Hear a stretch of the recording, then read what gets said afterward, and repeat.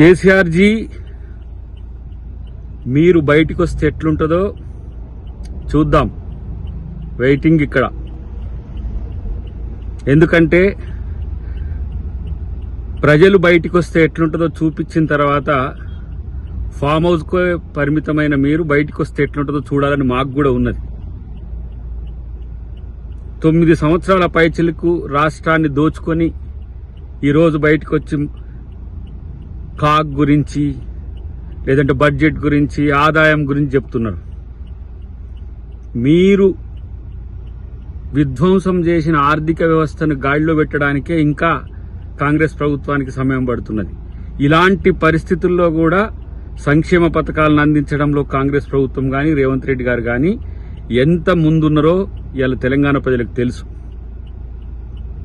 మొత్తం ఊడ్చుకు వెళ్లిన మీరు 7 లక్షల కోట్ల రూపాయల అప్పులు చేస్తే సగటున 42,000 కోట్ల రూపాయలు ఇలా మేము వడ్డీ చెల్లించాల్సి వస్తుంది మీరు చేసిన అప్పులకు. ఇంకా ఏ మొహం పెట్టుకొని మీరు బయటకు వస్తారో, ప్రజలు మిమ్మల్ని ఎట్టా చూస్తారో, ఏ విధంగా మిమ్మల్ని ప్రశ్నిస్తారో తెలుస్తుంది. 1 సంవత్సరం పాటు కనీసం నీ ముఖం కూడా తెలంగాణ ప్రజలకు చూపించడానికి కూడా మీకు ముఖం రాలేదనే విషయాన్ని గుర్తుపెట్టుకోవాల్సిన అవసరం ఉంది.